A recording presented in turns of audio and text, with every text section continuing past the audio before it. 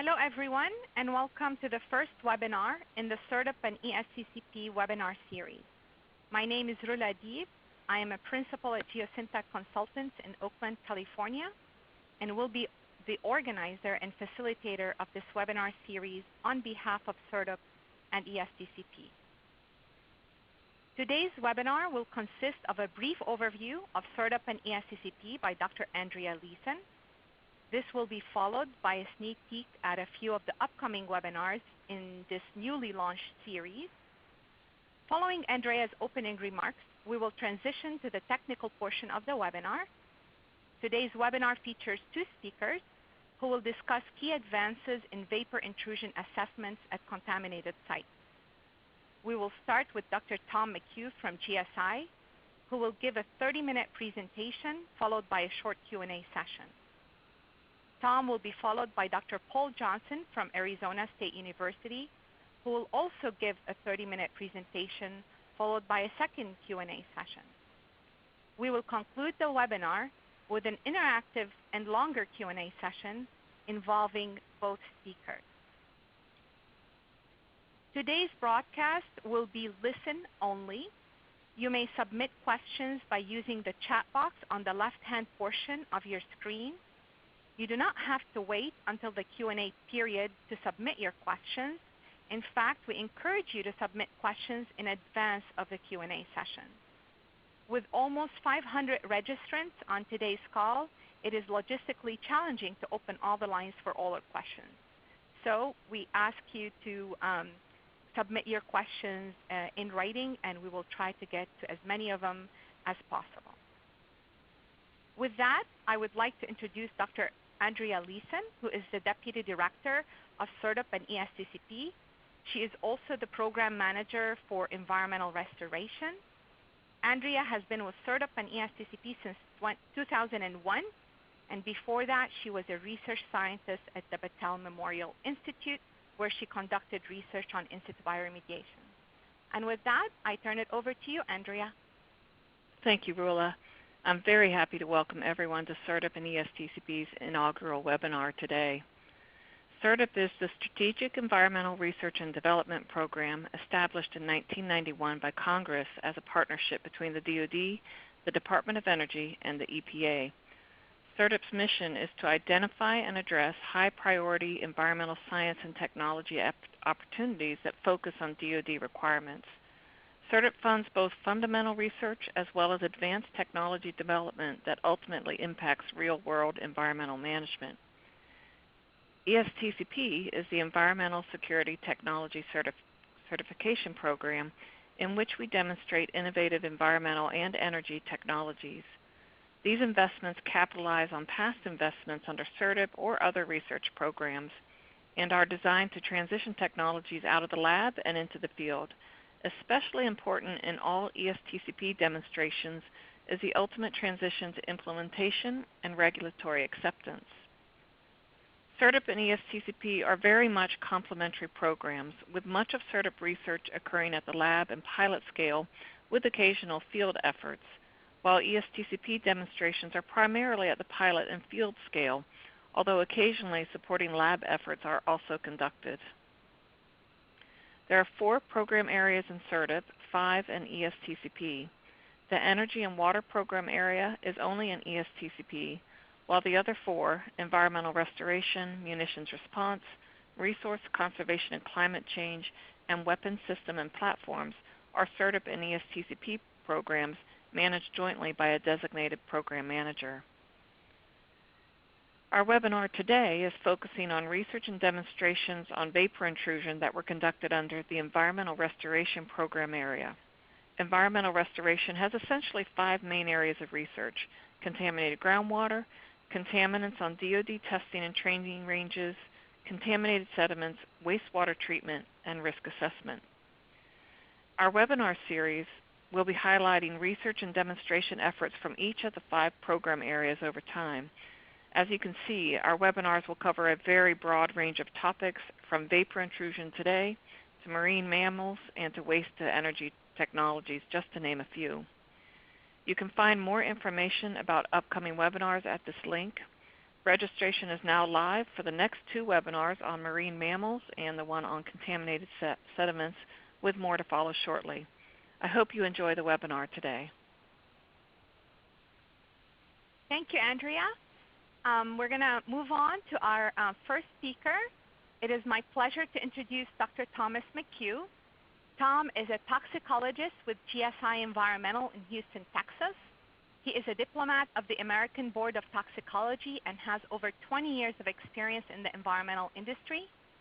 Tom has conducted and managed a variety of projects related to vapor intrusion, including large field investigations and model development.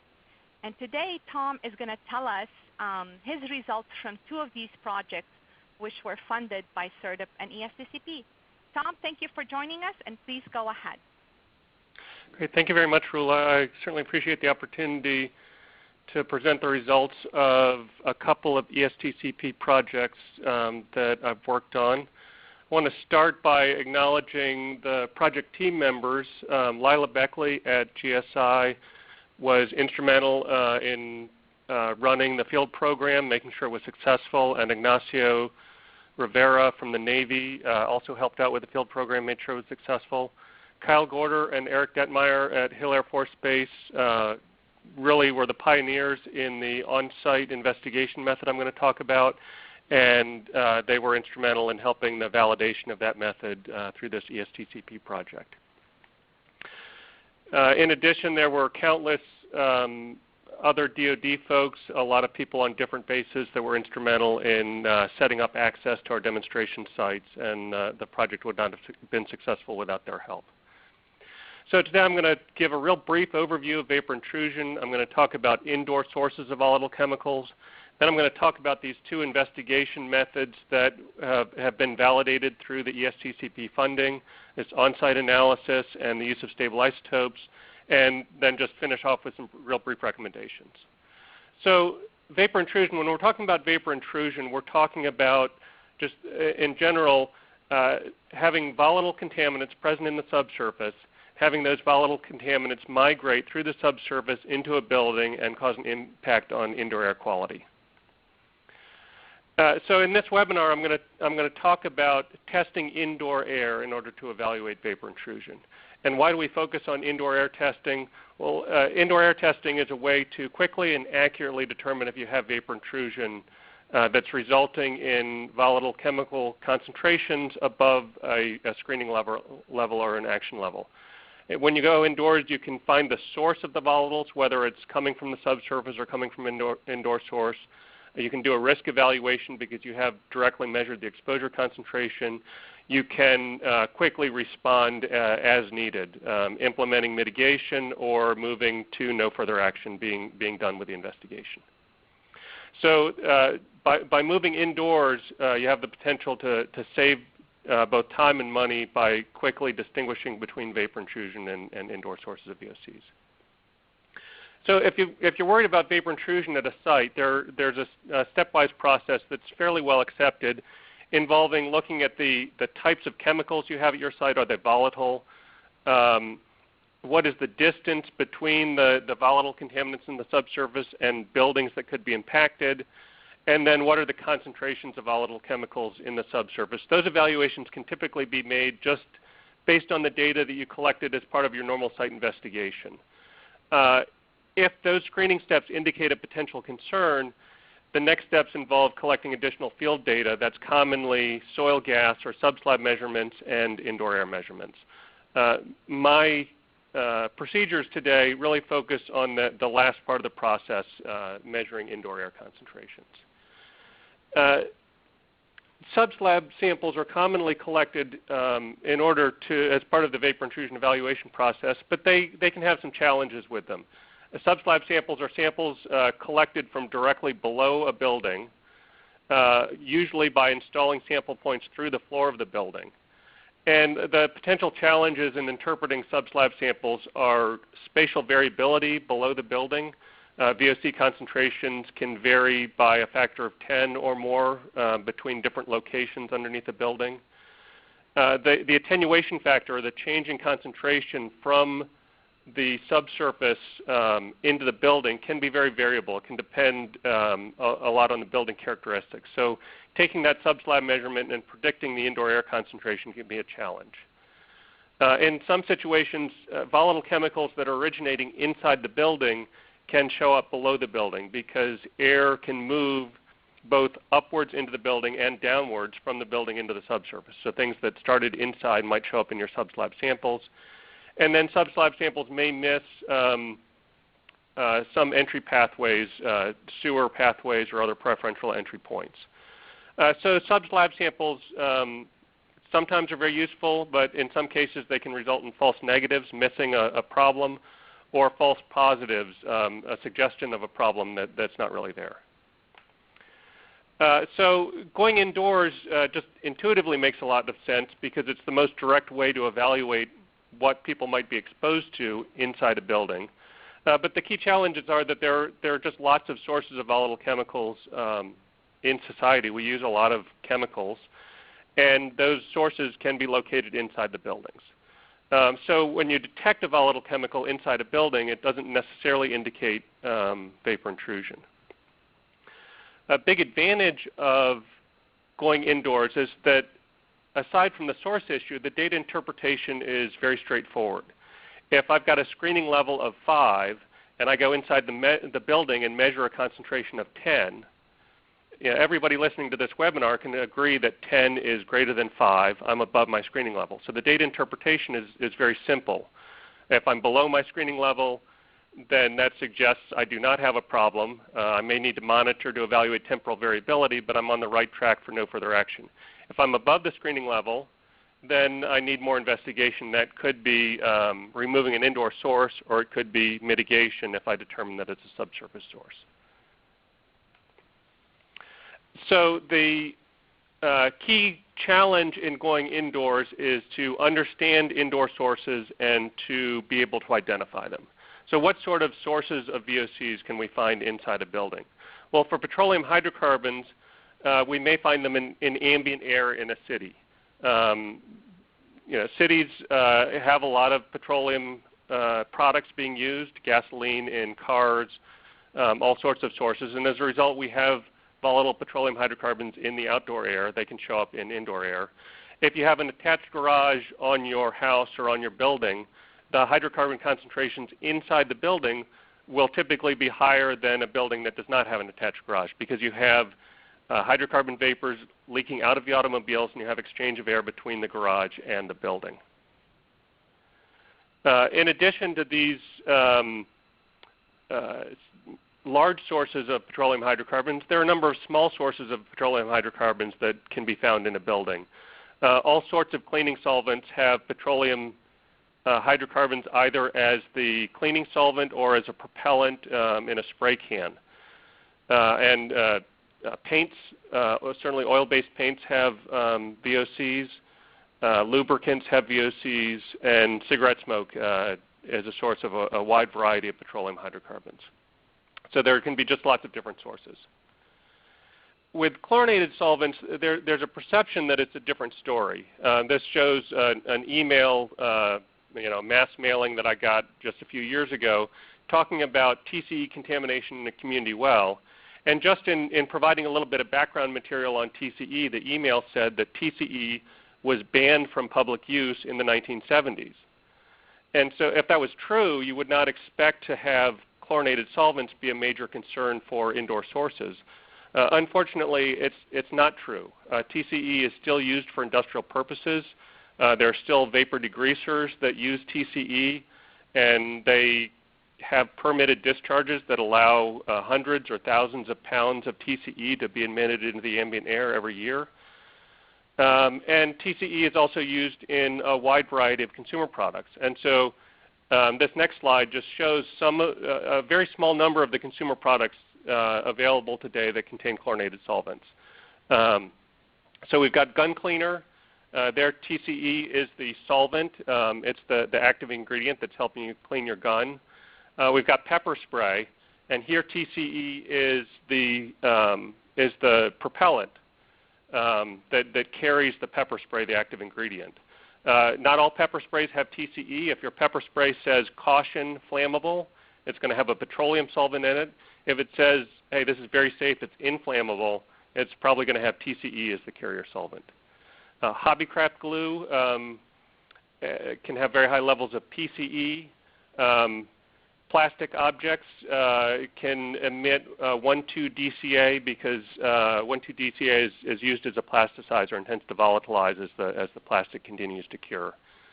And bleach can react with organics in your house to form low concentrations of a wide variety of chlorinated solvents. 1,1-DCE, low levels of PCE, vinyl chloride. These tend to be very small concentrations, but if someone is using a bleach cleaner during the time you're collecting a sample, concentrations can be high enough so that they're definitely noticeable. One interesting point on the gun cleaner versus the pepper spray, the gun cleaner on the label there, it says caution, don't get this in your eye.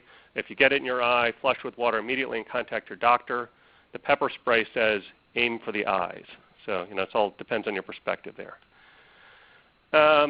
Okay, so that's the problem we have with indoor sources of VOCs.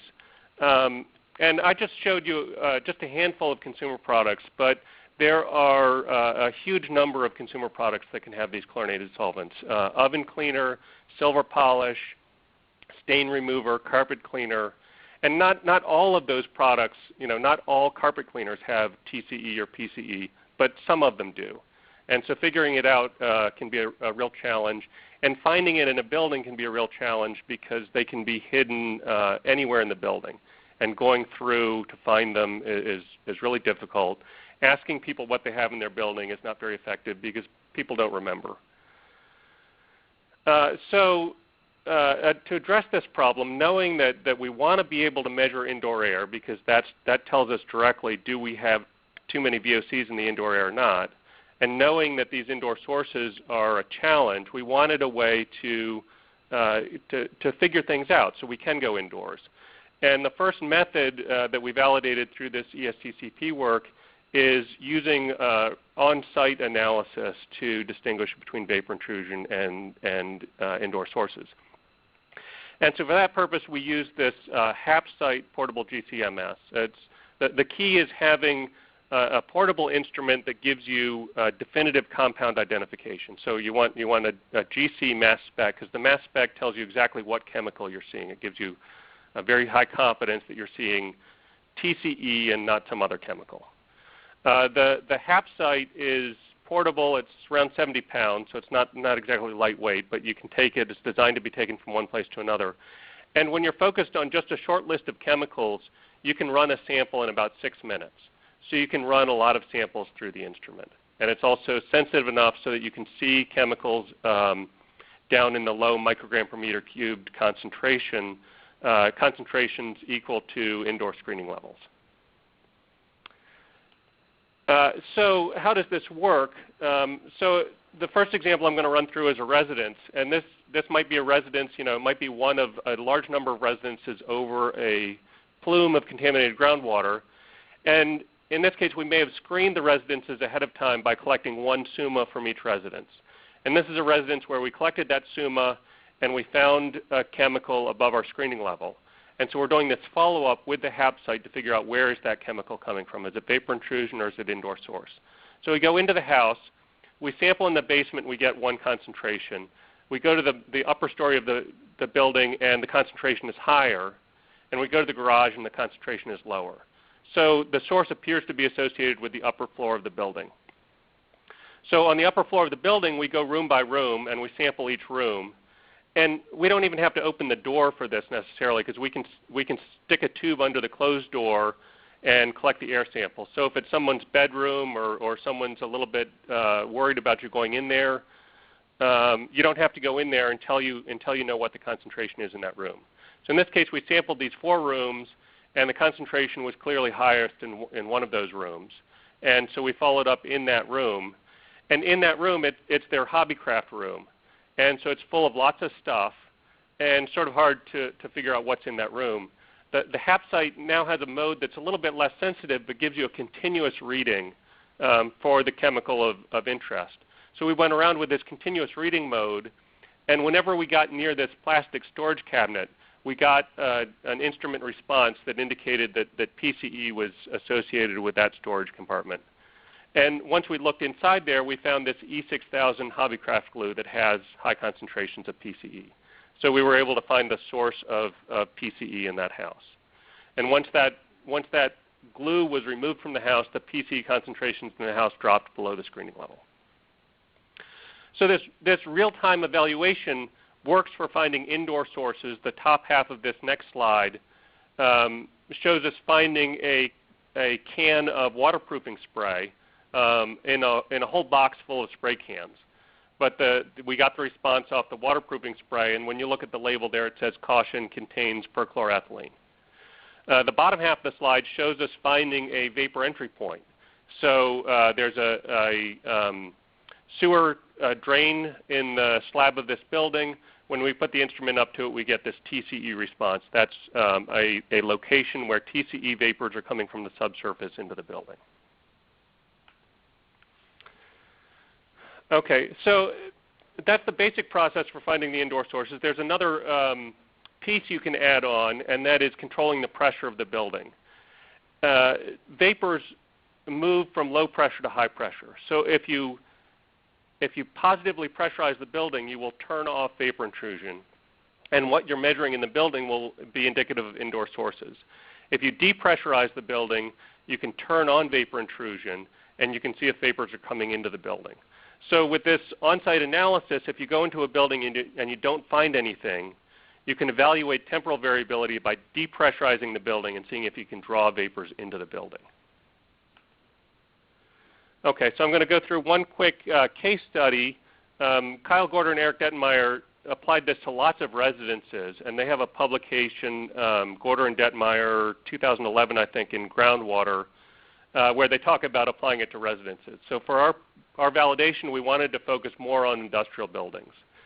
And so this is a distribution warehouse on an Air Force base, this wide open building, and they're distributing supplies across the base. So it's got hundreds of different products in there. And trying to figure out if there's an indoor source by reviewing the inventory would be an extreme challenge. And trying to empty out all the potential sources before you do testing would be impossible. You'd shut down operations for at least a week.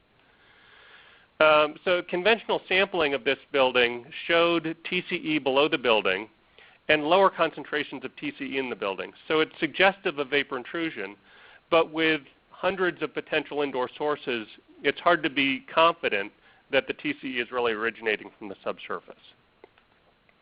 With the HAPsite instrument, even though this is one continuous open space, when we took samples throughout this building, we saw higher concentrations on the end of the building that's in the front of this photograph and lower concentrations on the end of the building that's in the back of the photograph.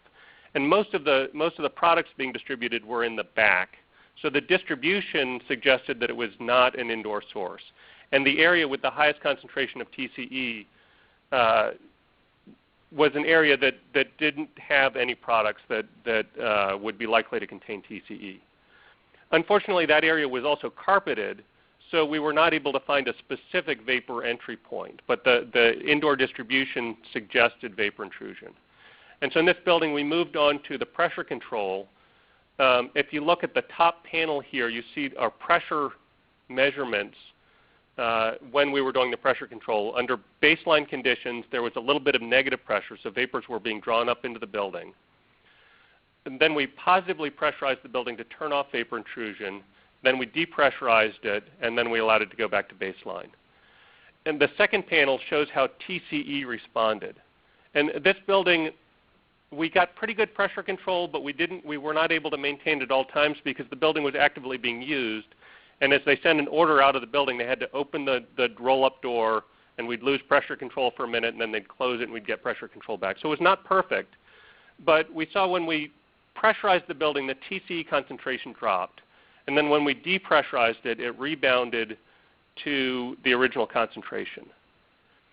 We also, as part of our investigation, we did find an indoor source. The indoor source was trans DCE, and you're seeing a picture of the spray can that had trans-DCE. They had a couple of cases of this spray stuff in it.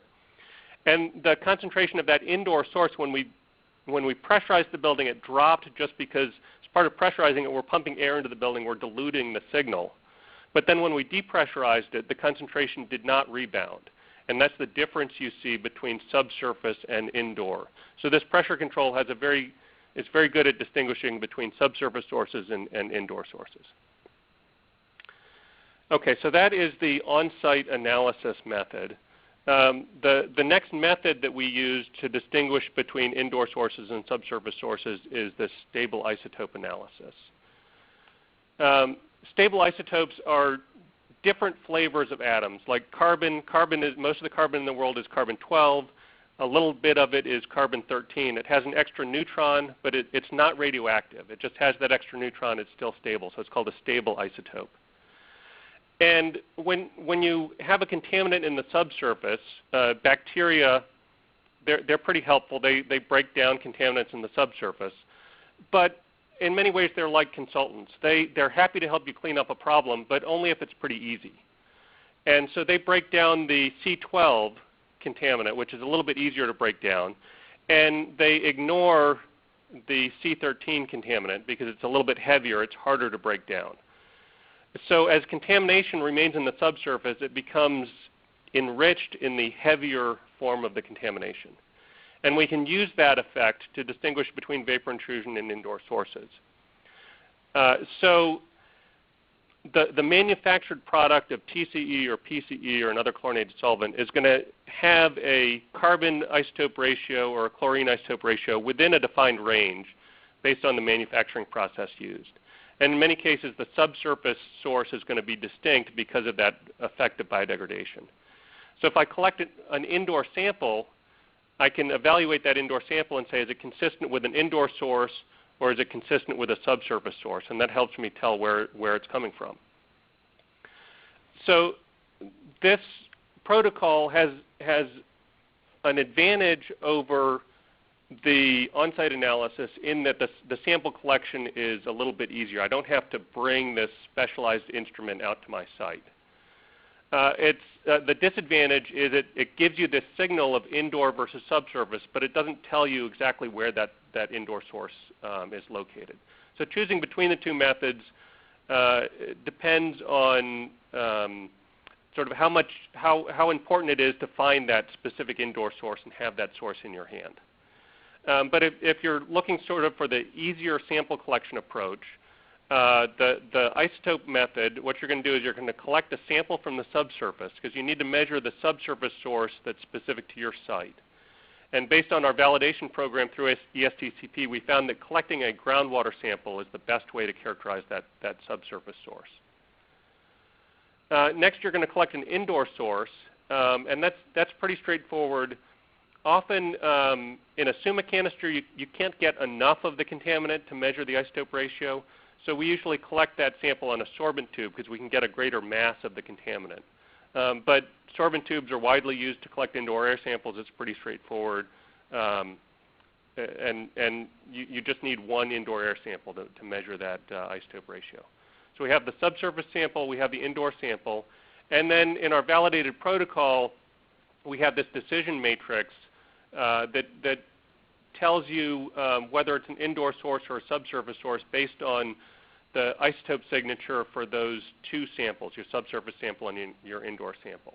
So I'm not going to run through each of these scenarios in detail, but we've got this different logic. The answer can give you strong evidence that it's indoors or subsurface, or sometimes it's a little bit less clear. It can be supporting evidence that it's indoor or subsurface. Okay, so those are the two different approaches that we've validated for distinguishing between vapor intrusion and indoor sources of VOCs. What's sort of our bottom line take-home message? We really feel that there's a lot of advantage to going inside the building because it's that direct measure of the exposure concentration. It's very easy to interpret that result. You take that VOC concentration, you compare it to the applicable screening level. Are you above or below? With these two investigation methods, we found that we can very accurately discriminate between vapor intrusion and indoor sources of VOCs, either using this on-site analysis or this isotope analysis. So we not only have the exposure concentration, we can figure out with a high degree of confidence where those VOCs coming from. And so by going indoors and taking those indoor samples, you get this reliable answer and allows you to move forward in the vapor intrusion investigation. If your concentrations are below a screening level, you can evaluate temporal variability either through this building pressure control in real time or by doing a long-term monitoring using some low-cost indoor air sampler such as a passive sampler.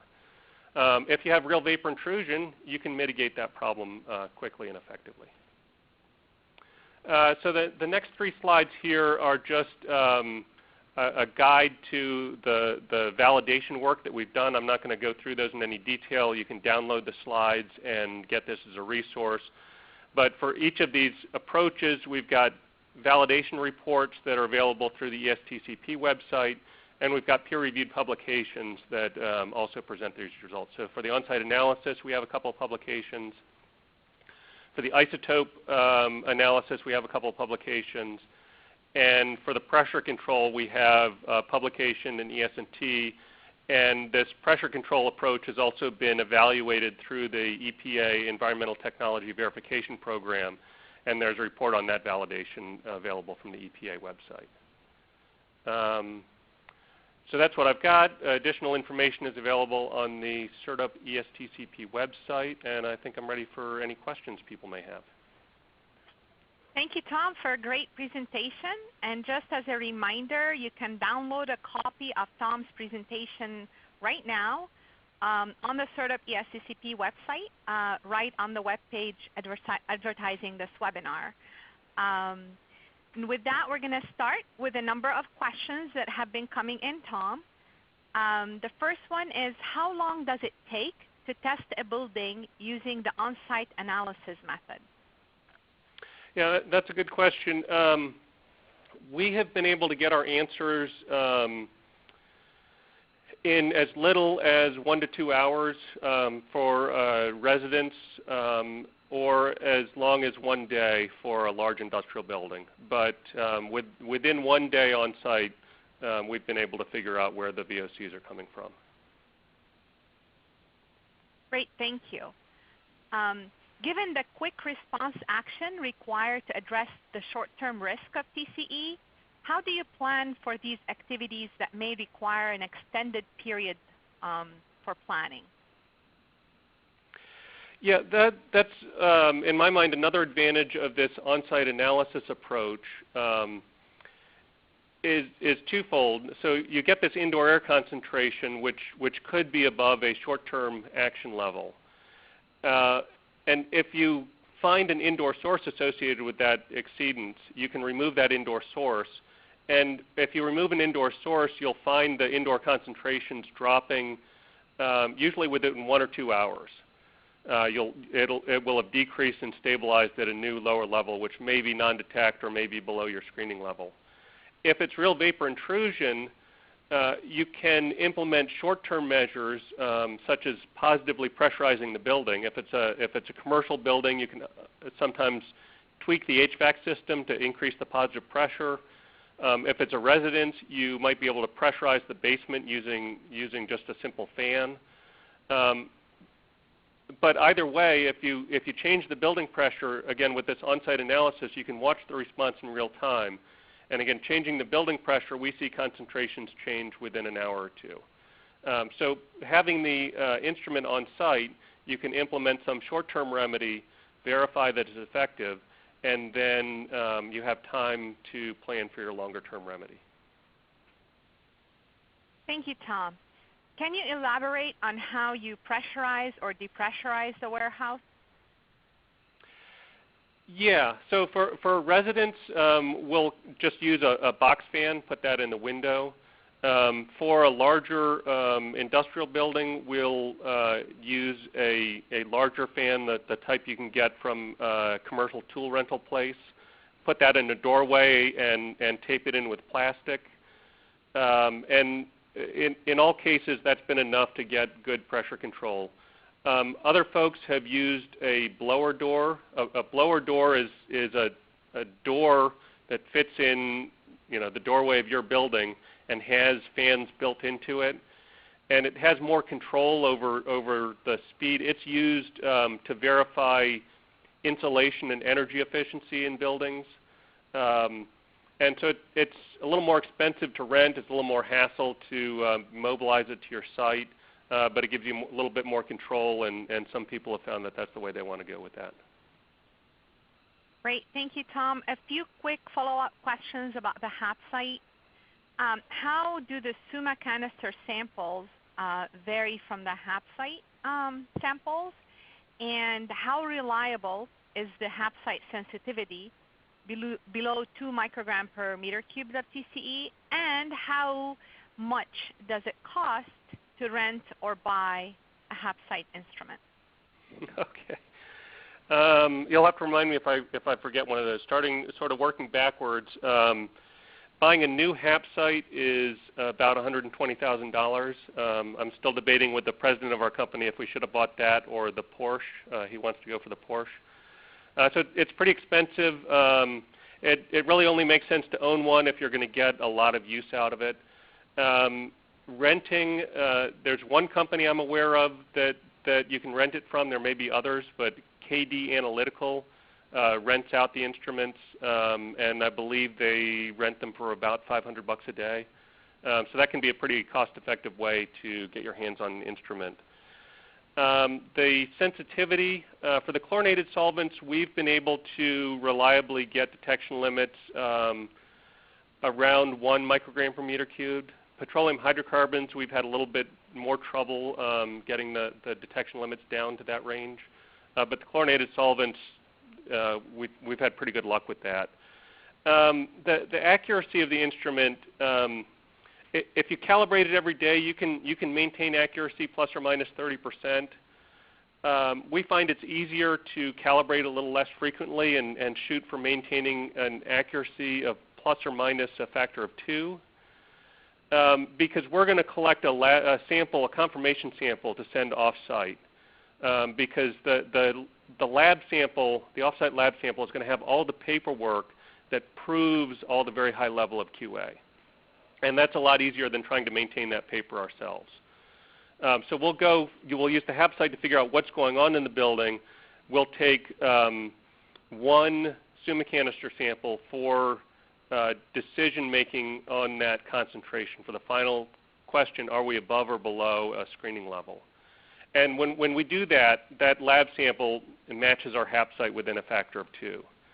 But where the HAP site is really, really powerful is the precision of the instrument. That is, if I take a sample right here and then 10 minutes later take a sample again, right at the same place, it's going to give me that same answer within plus or minus 10% if the true concentration has not changed. So that precision is very high with the instrument.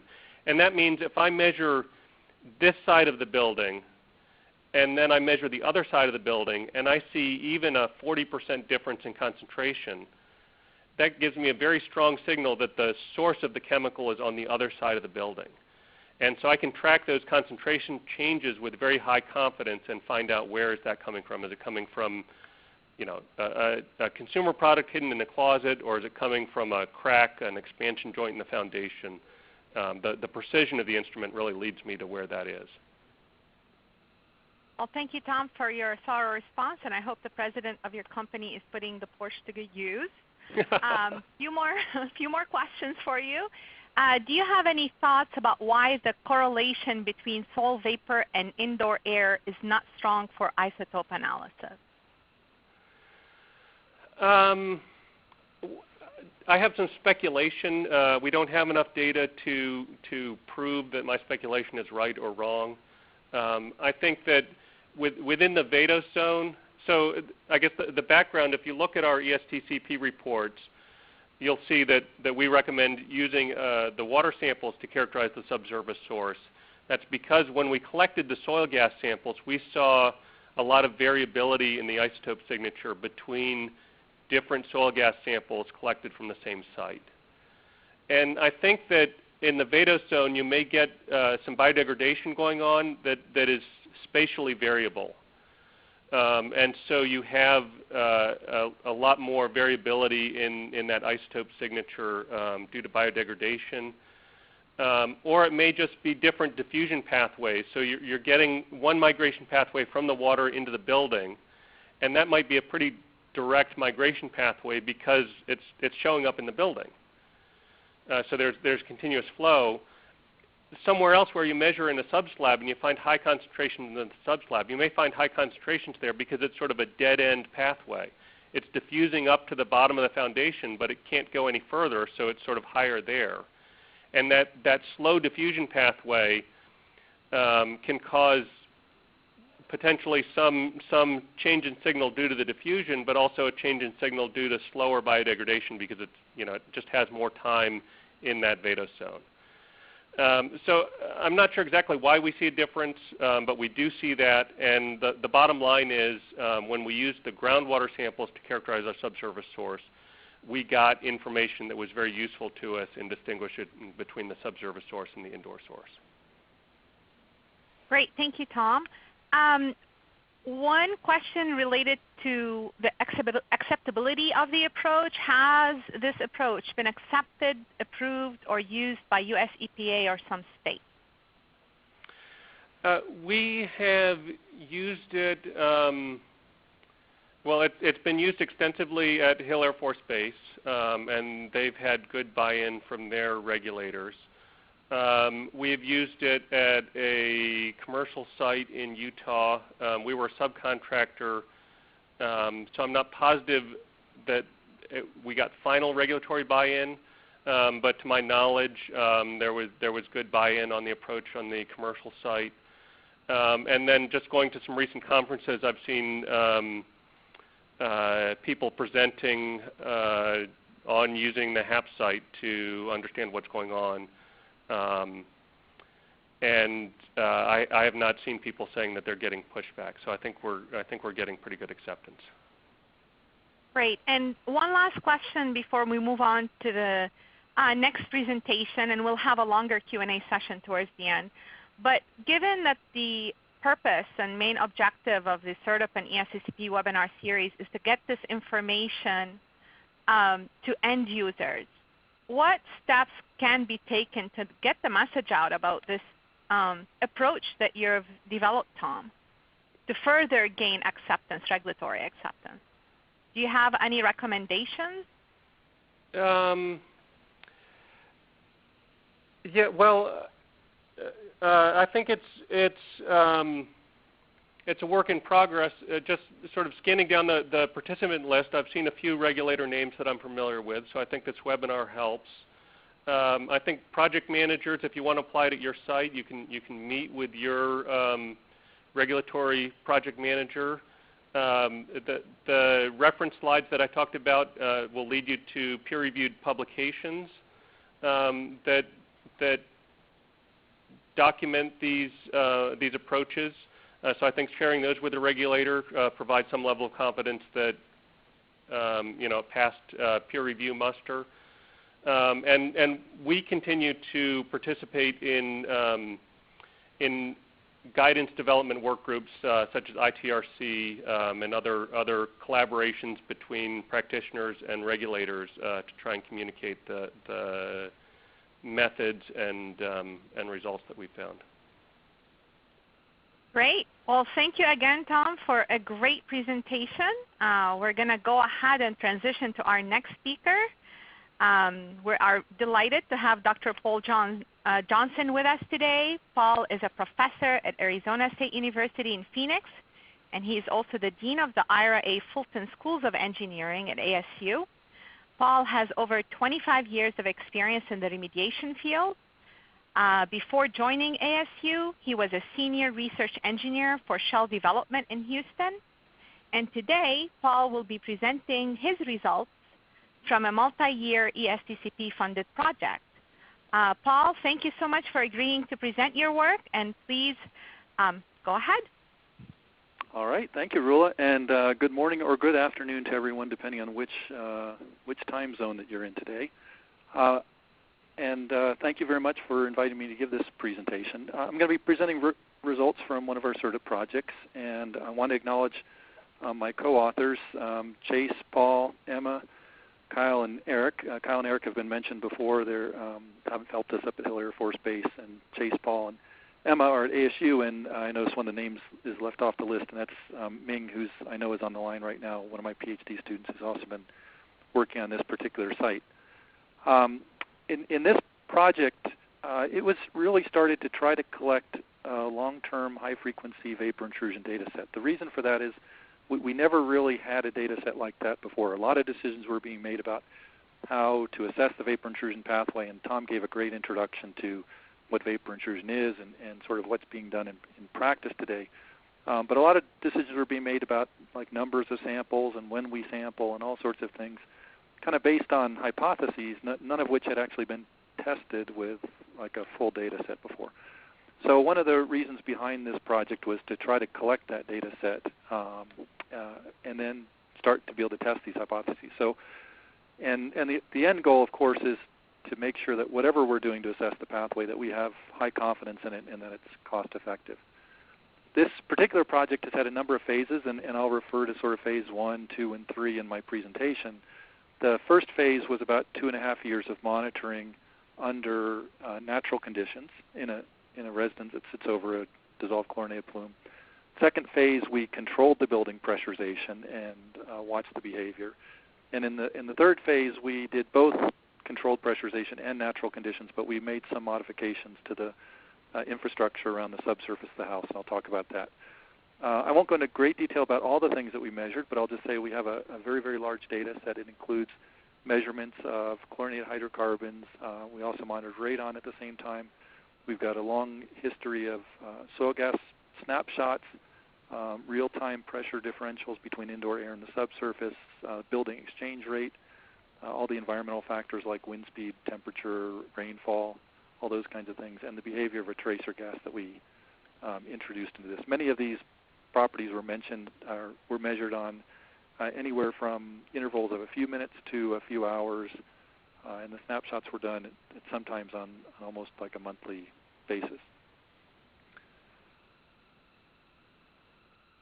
I'm trying to get the slides here to go forward.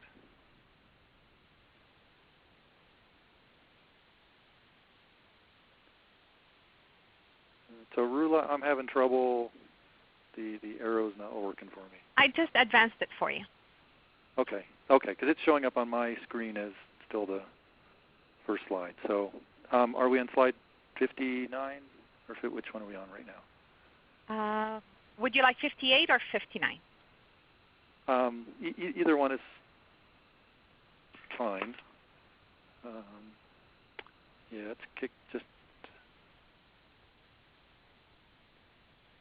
Why don't I advance them for you and okay. just proceed and I'm tell going to me call that. them up on. Yeah, I'm going to call up my file on my computer. Right. If this is the worst thing that's going to happen today, we can live with it. Yeah. Okay. So I'm on the slide now. It says MLE VI vapor pathway assessment. Yep.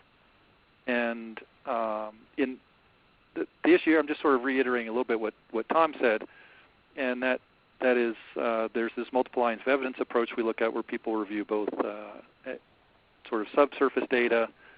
They project indoor air concentrations from that, assess whether there's an impact. There's also indoor air measurements. And the way practice works today is, for the most part, the indoor air data is weighted very heavily. And Tom gave a nice presentation on all the things you can do when you're doing indoor air. The reality is there are a lot of assessments that are done and decisions being made with only a few indoor air samples. Sometimes oftentimes it's sort of 24-hour summa canister samples. A large data set these days from sites that I've looked at might be, 4 samples. Some cases it might be fewer than that. So, for example, on the next slide, where we've got sort of highlight the New Jersey guidance as an example, that particular guidance says you should take samples between a certain period of time, November 1st to March 31st. And in fact, you could make a decision basically with one single indoor air sample. And so one of the things we're interested in is whether or not, obviously test the hypothesis of whether that could be true or not. And whether or not sort of decisions about how many samples you take and whether when you take them would impact the decisions that you make about whether or not you have vapor intrusion occurring, whether you need to be concerned about it. The next slide is just sort of a quick revisit of Tom's controlled pressure method testing. And I think Tom gave a great presentation on what the method is and examples of how they learned very valuable information at sites from using that test. And the attractiveness of it is that potentially it could be an alternative to indoor air sampling under natural conditions. Has the potential to be a short-term, one-time test that maybe can answer a question.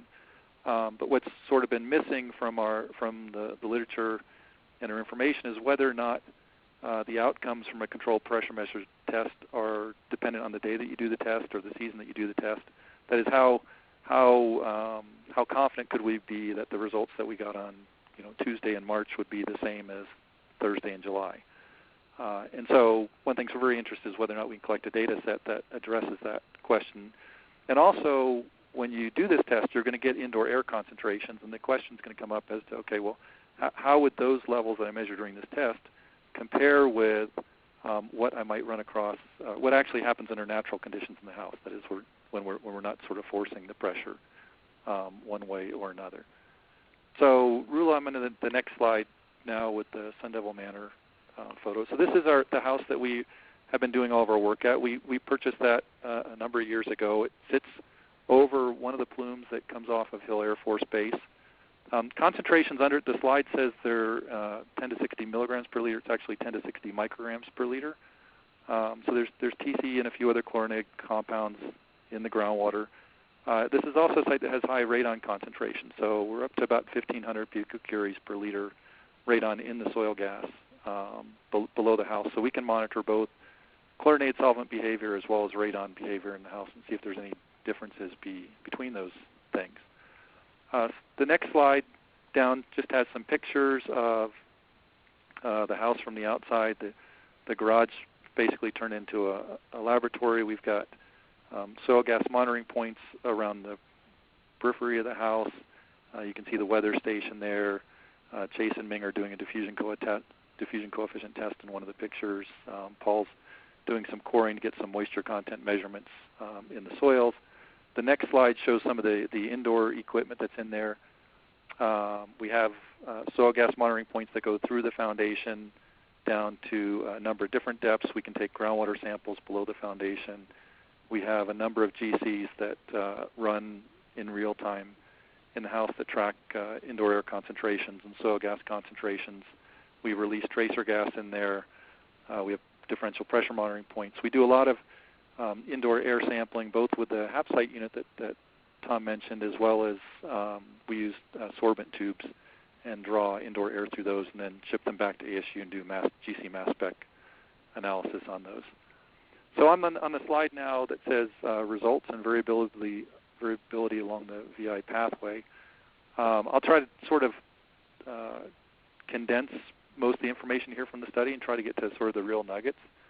So the first thing is, if you were to look at all of the data that we collected with time under natural conditions, so the 2.5-year data set, sort of look for patterns in the data, what you would see is kind of what's been summarized in the table on this slide.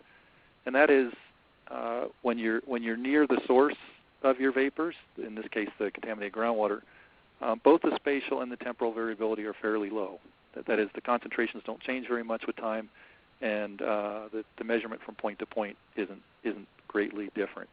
As you move closer and closer to a building, the system becomes much more dynamic. So that all the dynamic things going on inside the building also influence the soil gas around the building as you get close to it. So what you see is that as you move from a source up to a building, both the spatial variability in the results and the temporal variability in the results increase pretty dramatically in this particular case. So up to where, if you're looking at the sub-slab soil gas, you're looking at spatial variabilities of 10 to 100 times in concentrations, and temporal variations that are an order of magnitude. And then you get inside our house, and we actually have temporal fluctuations of about 3 orders of magnitude going on. And then the next slide has a nice sequence of contour plots of concentrations for just 3 different months under natural conditions to try to illustrate this to you. So we have basically sub-slab soil gas concentrations are the upper plot on each of these figures. The middle one is 3 feet below the slab, and the next one is 6 feet below slab depth. And what you can see is if you look at the deep ones, they all pretty much look about the same concentration with at each of these sampling dates. The in-between depth, the intermediate depth also doesn't change very much. But if you look at the sub-slab distributions, you can see from the color schemes that they're clearly changing and different distributions of concentrations at each of those 3 dates. So that just sort of illustrates the stability of the concentrations down near the source and the much more sort of temporal variability in the concentrations near the soil gas, sub-slab soil gas region. Which I guess then causes discussions amongst people as to if you're going to do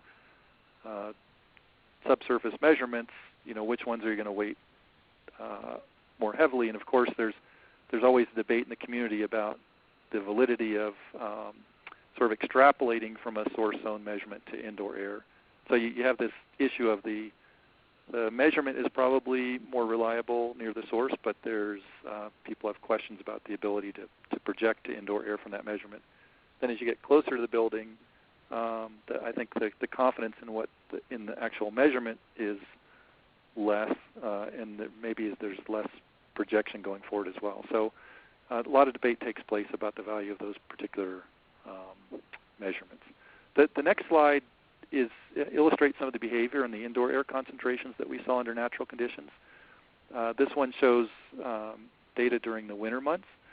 And what you'll see in these is you'll see that these are all daily, these are all concentration measurements indoors. You'll see that the range of concentrations that were shown in this plot is over 2 orders of magnitude. Concentration changes, you'll see they sort of go up one day, they come down another day. There are periods of several days long within this time frame where you would not measure anything at all indoors, and there's other days when you would measure part per billion by volume level concentrations in there. This is kind of what we would call a vapor intrusion active period in our house. That's sort of contrasted on the next slide, which shows concentrations from some spring months. And what you'll see here is relatively inactive period of vapor intrusion, but there are sort of sporadic times of activity that go on. Some as high as what you would see during the more active winter months. But here you have very long periods of time, some that are several weeks in length, where you would not measure anything at all in the house if you sampled indoors. And then there's sort of a few days where if you took a measurement, you might see something. So on the next slide, what we did is we took this data set and we sort of played around a bit. This is the slides of indoor air sampling plans and decision making. We played around a little bit and we said, well, let's take the data set that we collected for 2.5 years because we know the concentrations in our house for each of those days. And let's look at a number of different sort of sampling plans and run all sorts of combinations of different things people might do for sampling and see what kind of results they would lead to and what conclusions they would lead to about the occurrence of vapor intrusion as well as the sort of the exposure levels that you might run across. And so that's what we did. And we looked at 3 different sort of sampling plans that certainly I've seen in practice before. So one sampling plan would be one where there's 4 samples collected over a year, 1 during each of the seasons. A second plan is only 2 samples are collected and 1 sort of a winter month and a summer month. And then there's a plan where the 2 samples are collected, but they're both in the winter, which is the sort of presumed more active time, certainly, for example, in the New Jersey guidance. So we went through that, and if you're interested in all the details of it, you could read the paper that Chase is the lead author on, and it came out last year in ESTCP. But to sort of distill it down to the real key points is in going through that analysis, what popped up was that there was a very high potential for false negative conclusions about vapor intrusion occurrence at this particular house from these. And part of that's because about half of all the samples would come back non-detect in this particular data set. So there's a high probability that you would collect samples that you wouldn't see anything in, even though we know vapor intrusion is occurring in this particular building. There was also a high potential to incorrectly characterize the actual sort of long-term exposure concentration. So when you looked at all these scenarios that we ran, in only about 50% of all of the scenarios that were studied would you get a mean concentration from your samples that was within an order of magnitude range about the true mean concentration of the data set. And you could end up with means from your data you collected that were higher than the true mean. You can end up with numbers that were low as well.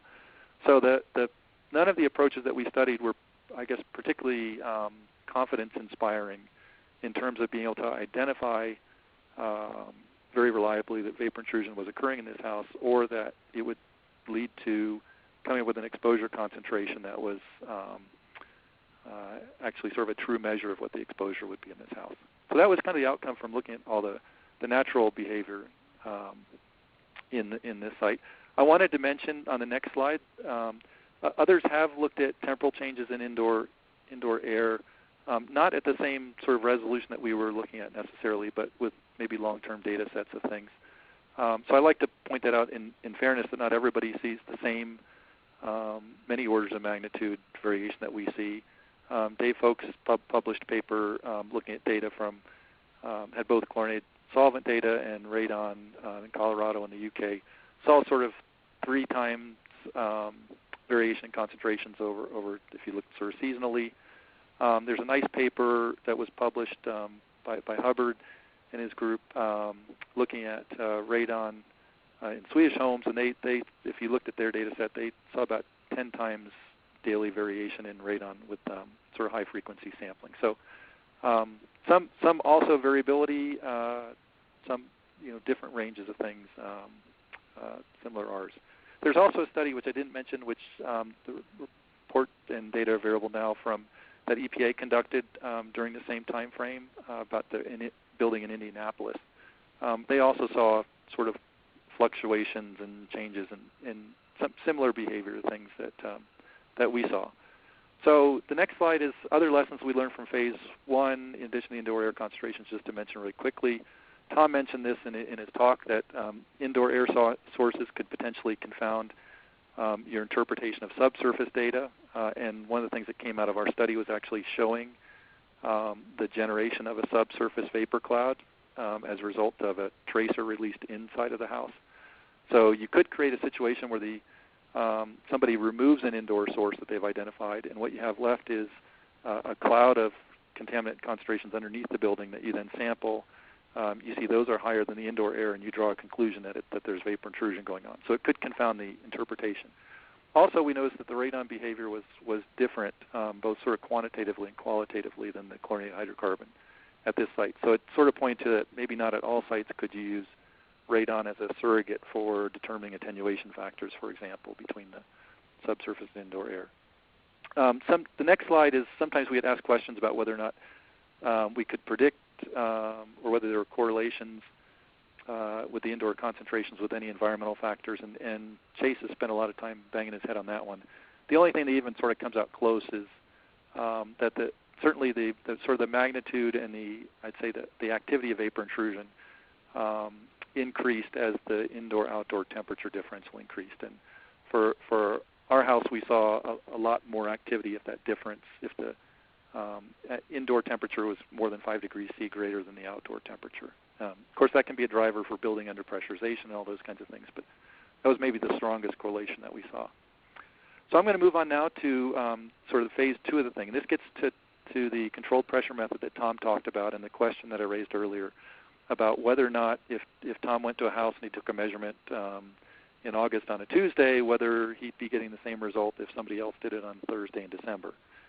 And so we said, well, the only way you're going to find that out is if you actually basically run a controlled pressure test for a very long period of time on a building and just see if the results are steady or not. So that's what we did. We maintained our house at a constant under pressurization, about 11 pascals between indoor and outdoor air, which is actually kind of a large under pressurization. We released a tracer gas indoors at a known rate. We monitored TC radon tracer concentrations and blower exhaust, and from that information we could calculate airflow through the building, emission rates of contaminants coming in from the subsurface. And we could compare those rates with what we measured from the 2.5 years of natural conditions. So the next slide, which is the results of the controlled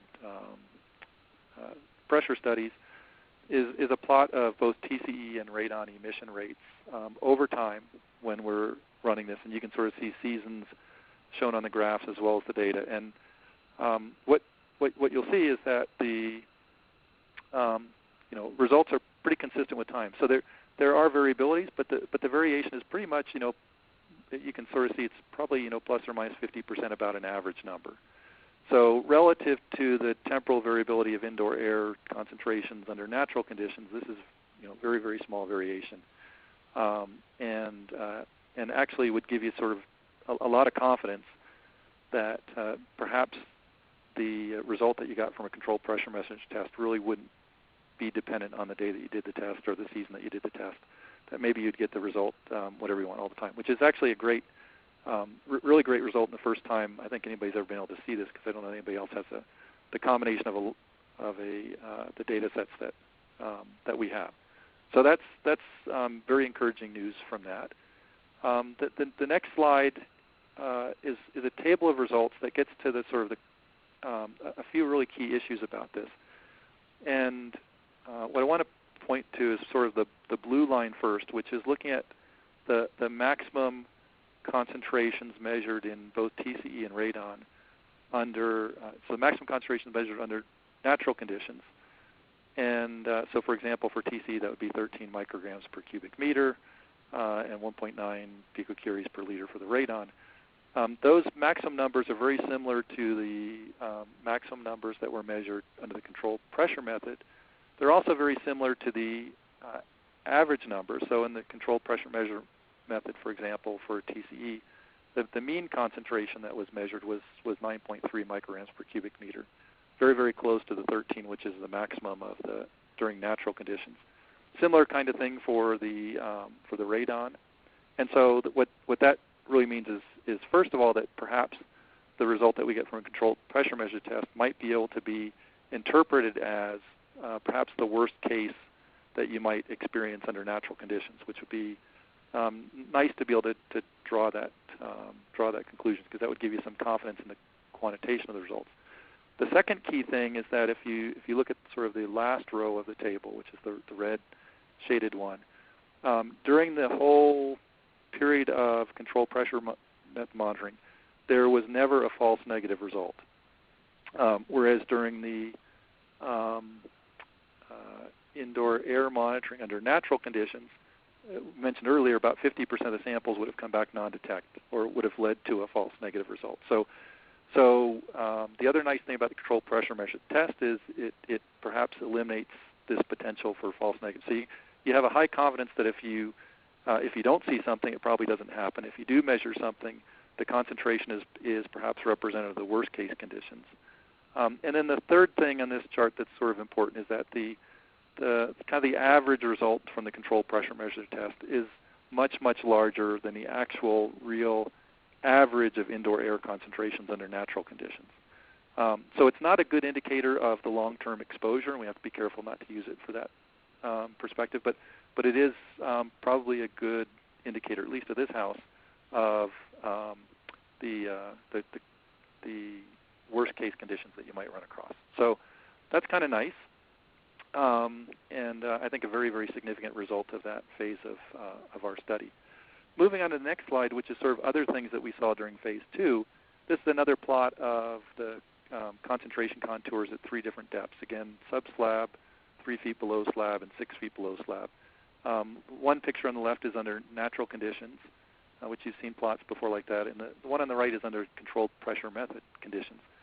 The obvious real difference there is somehow under controlled pressure measure conditions, we ended up with this very, very high concentration region underneath the foundation of the house.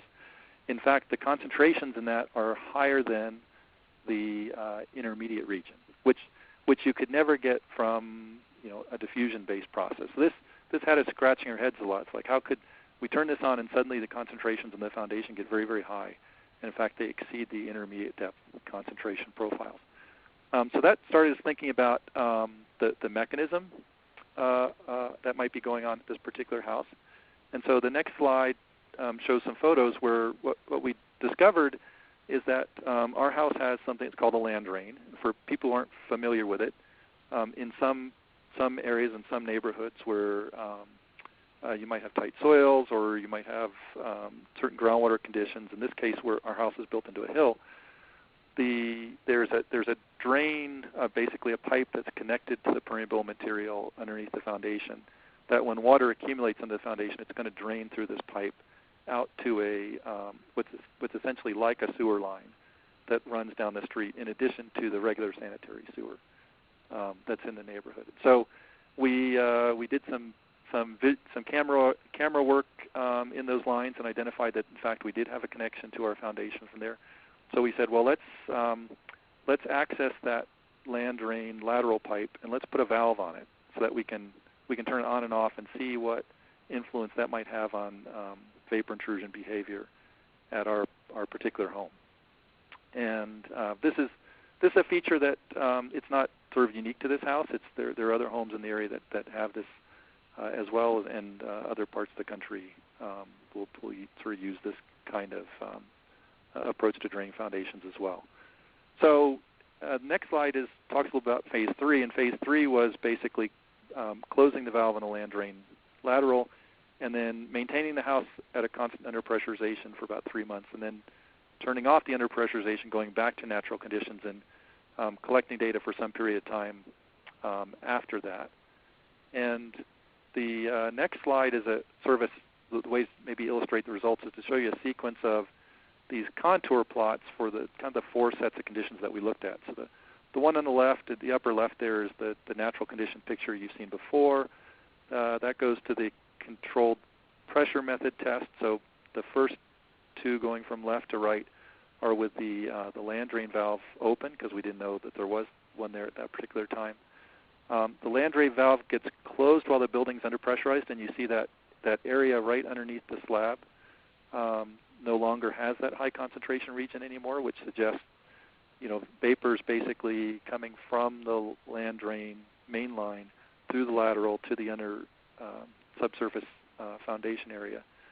And then going back to sort of natural conditions with the land drain valve, the picture isn't sort of drastically different than the natural conditions with the land drain open. So we've established that the land drain definitely contributes to vapor intrusion, or definitely contributes to what we see in the controlled pressure measure test. Probably has something to do with what's causing when we see the spikes that occur over time. And then the question sort of is like, what's the contribution from all the other mechanisms other than that particular one to vapor intrusion? And that's what we're working on right now with all the data that we're looking at. So to wrap things up, I think sort of key points from all of this, and I'd be happy to get into longer discussions with anybody who's interested later or wants to see more of the data. First thing is be cautious about extrapolating shallow gas or indoor air measurements beyond that particular point in time or that particular point in space where you're making the measurement, because at least in our case, there's fluctuations both spatially and temporally that could confound your interpretation of your data. In our particular case, there was a high risk of false negatives when using sort of typical indoor air sampling plans. You could also, there were, in the number of things that we simulated, there were cases where you could get false positives as well with certain combinations of things. So I think there's I guess what it sort of shows is if we just kind of blindly follow on the guidance that we have right now, I'm not sure how confident we should be in the conclusions that we're reaching from that. The good news is the controlled pressure method testing looks very promising as sort of a one-time short-term yes/no vapor intrusion pathway test, that if you did this test correctly and you got some results and it indicated either a yes or no for vapor intrusion, that you could probably be pretty confident in that result. You could also probably be much, much more confident than you would just collecting indoor air samples under natural conditions. We still aren't sure how much we can read into the results that you get in terms of concentrations versus exposures you might expect in a house, other than to say our experience is the controlled pressure measurement test creates perhaps the worst case condition. It doesn't seem to be way more than what the average long-term exposure might be in the house. Fourth bullet there is that contributing vapor intrusion pathways are going to be, I think, with what we currently do right now, are extremely difficult to identify with the tools that we have and the measurements we take.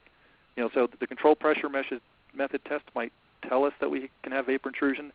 The way it's done right now wouldn't necessarily tell us, what the pathway was by vapor intrusion. That might or might not be important. The reason it might be important is I think there's the potential that, when we determine vapor intrusion is occurring in the house and it's of significance, there's a sort of a presumptive remedy, which is to put on a vapor mitigation system on a home. And the assumption is that pretty much a standard system works everywhere. Whatever we do for radon, we do for other chemicals that you sort of slap it on and it will take care of things.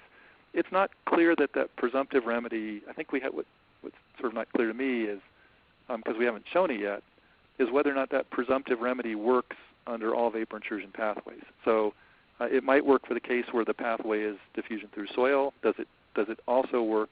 Will that remedy also work in the case where, for example, like in our case, we've got what we call pipe flow vapor intrusion. So that there's a potential that the presumptive remedy might actually draw more vapors underneath the foundation, and then the question is whether that might actually lead to sporadic impacts indoors or not. And so there hasn't been a study yet that I'm aware of that sort of looks at all those things kind of yet. So that's sort of things to think about. And the little caveat there at the end is that this is kind of a unique one-of-a-kind data set with all the things that we've measured. We don't really know if it's representative of vapor intrusion behavior at other sites, and that probably will only sort of play out over time as more data is collected. So I thank you for all of your time. I'm happy to take any questions. Thank you very much, Paul, for a fascinating presentation, and we apologize for the technical difficulties. We have a lot of questions for you. For starters, are longer samples the answer? Would 2 3-week passive samples be better than 2 24-hour samples? That's a really good question. So we've started to look at that from our data set. I would say in general, I think longer samples are going to play out being a better thing. Now there's some challenges. In our particular data set, it turns out that we've looked at sort of different kind of sampling schemes, not just how many 24-hour samples to take, but what happens if you were to take 3-week samples, for example. And in our particular data set, the number of 3-week samples that you'd have to take to reasonably characterize the exposure in the house is almost a full set of 3-week samples. So, for example, for a year, you'd almost have to sample every possible 3-week sampling period. So now there's only so many of those in a year. So, but I think I'd say it would be a false sense of security to say that 1 or 2 3-week samples was better than 1 or 2 24-hour samples. But with the 3 weeks, you could do more measurements and get a longer sort of integrated period of time to look at. The other challenge with the 3-week samples is it's much tougher to control people's behavior in a 3-week period. So you might, at the beginning of the 3-week period, know exactly what people are doing and what's in the house, but you might not know everything that they've done to introduce, for example, indoor sources that Tom talked about during that time period. So, that probably needs to be thought of a little bit. But I'm excited by the sort of growing acceptance and an ability to do longer-term passive samples. Great. Thank you, Paul. What recommendations would you have for regulators that are evaluating VI for active remediation projects? Well, first of all, one recommendation would be to, I think, take a close look at the controlled pressure method test to sort of, I guess maybe potentially gain more confidence in the decisions wherever you are in the decision line, whether you've already decided VI is occurring or you haven't quite decided that yet. If you have decided VI is occurring and you're heading towards mitigation, I would be cautious about sort of assuming that a presumptive remedy will take care of the problem, because I know anecdotally from talking to people that that hasn't always been the case. So I'd say anticipate the need to sort of do validation of the system as opposed to just assuming it will work.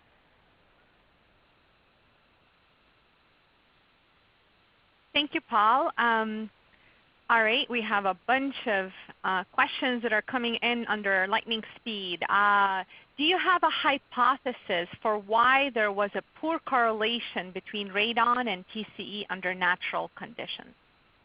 Yeah, that's a really good question, and I'm glad somebody raised it. Yeah, my hypothesis is that basically the radon and the TCE are coming to the house by two different pathways. So the radon is likely coming to the house through what's sort of the traditional conceptualization of vapor intrusion, with the caveat that the source is generated in the soil sort of close to the building. Whereas the majority of the TCE response we see might be associated with this sort of pipe flow that we were talking about. And so the behaviors could potentially be different because of that. Thank you. Do you have any experience or thoughts on a subsurface vapor cloud as a persistent source at the property? I'm not sure if the question is building on what I was mentioning before about indoor air potentially causing a vapor cloud. But if it's just a vapor cloud with no source, we have done a couple studies already where we generated a tracer cloud below a building and then turned off the tracer and then watched how long it would take for the vapor cloud to dissipate. And that's kind of in the instances that we've done so far, that's kind of on the order of weeks from time frame. So it's not as quick as a day. It's not not a year, but it's in the many weeks time frame. Great, thank you. All right, one last question for you, Paul. It appears that the majority of the indoor air concentrations was very low, ND to less than 0.75 ppb. Would you expect that some of the natural condition variability be less if the source strength was higher? I would think so. At this particular house, I'd probably not. I guess so. If you look at our data, it's sort of characterized by there is a lot of low-level stuff, and then there's a lot of sort of spikes that go on. I think the spikes would always be there, and they would just, if the concentrations were higher, the spikes would be taller. There might be more noise in that, I guess, lower-level base stuff, but I think the overall picture of the signal at the house would probably be pretty similar. Great. Well, thank you again, Paul. Before we conclude, I would like to ask both you and Tom to take a minute each and perhaps reinforce the most important message from your presentation as far as end users that are going to be hopefully taking some of these methodologies and applying them in the field. So we'll start with Tom and end up with you, Paul. Yeah, I think trying to build on both my presentation and what Paul presented, I think a real key thing is to keep an open mind about your conceptual model for the site. Whether you think that it's an indoor source driving it, or it's a preferential pathway, or whatever your plan going in, as you're collecting more data, always re-examine that conceptual model, because I think all of us have been surprised, very surprised at one time or another about what the final answer has actually been. Thank you, Tom. Paul?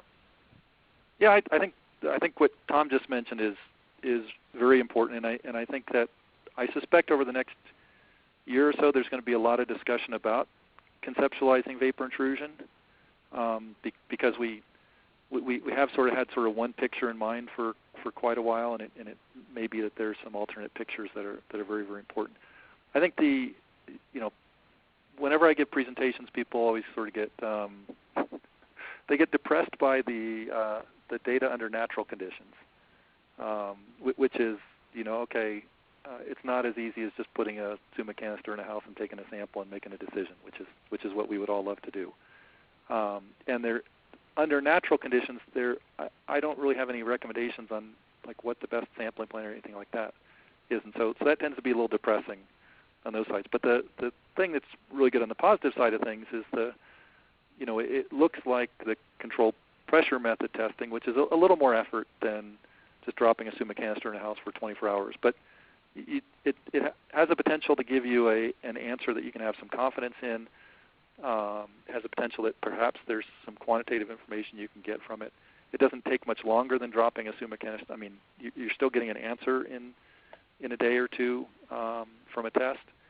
And so it'd be interesting to see as we learn going forward whether that can become more and more of a standard tool and moving away from sort of measurements under natural conditions. Great. Thank you so much, Paul. Actually, thanks to both of you.